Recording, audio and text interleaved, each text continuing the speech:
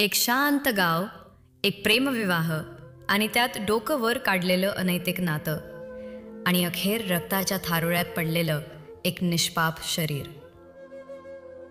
साताऱ्याच्या शिवथर गावापासून सुमारे 2 किलोमीटर अंतरावर जाधव कुटुंबाची काही घरं आहेत, जिथे पूजा प्रथमेश जाधव आपले पती, 8 वर्षांचा मुलगा आणि सासऱ्यांसोबत राहत होती. 7 जुलै रोजी सायंकाळी 4च्या सुमारास तिचे सासरे शेतातून घरी परतले. तेव्हा दरवाजापाशी रक्त सांडलेले दिसल्याने त्यांनी तातडीने घरात धाव घेतली आणि आक्रोश करत सुटले, कारण पूजा घरात रक्ताच्या थारोळ्यात पडलेली होती आणि तिच्या गळ्यावर खोल जखमा होत्या.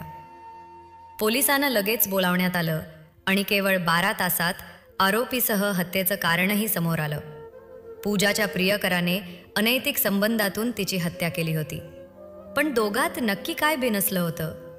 तिचा प्रियकर नेमकं काय म्हणतो आणि पोलिसांच्या तावडीत तो कसा सापडला हे जाणून घेऊया. नमस्कार मंडळी, पुन्हा एकदा तुमचं स्वागत आहे आपल्या मराठी यूट्यूब चॅनलवर.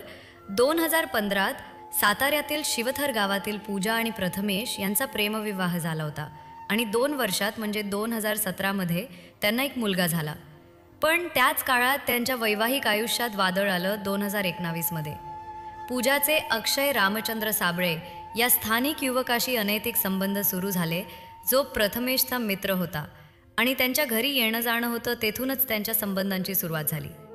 स्थानिक चर्चेनुसार प्रथमेश साताऱ्यात एका दुकानात कमी पगारावर काम करत होता आणि त्यामुळे पूजाचा खर्च भागत नव्हता. तर अक्षयकडे शेती व JCB व्यवसाय असल्याने पैसा होता आणि त्यामुळे पूजाने त्याच्याशी संबंध ठेवले. जवळपास 6 वर्ष हे संबंध सुरू होते. इतका काळ की ते एकमेकांना इतकं जवळून ओळखू लागले की पूजा अक्षयशिवाय अस्वस्थ होत होती, तर अक्षय तिच्यावर इतका फिदा होता की लग्नही केलं नव्हतं. ती विवाहित असूनही तो तिला स्वीकारण्यास तयार होता.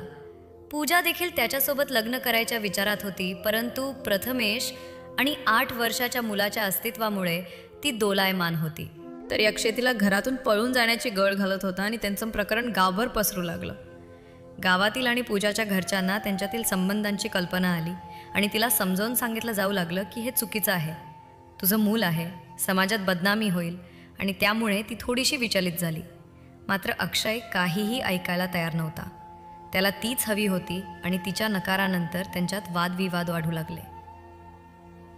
7 जुलैच्या दिवशी सकाळी प्रथमेश मुलाला घेऊन कामासाठी गेला. सासू सासरे शेतात होते आणि घरात पूजा एकटी होती. हे पाहून अक्षय तिथे आला आणि पळून जाण्याचा आग्रह केला, मात्र पूजाने नकार दिला. त्यामुळे दोघात जोरात भांडण झाले. रागाच्या भरात अक्षयने तिचा गळा दाबून ती जमिनीवर पाडली आणि त्यानंतर कटरने तिच्या गळ्यावर वार करून तिचा खून केला. खून केल्यानंतर तो सातारा पुणे महामार्गावर जाऊन ट्रकने पुण्याकडे निघाला.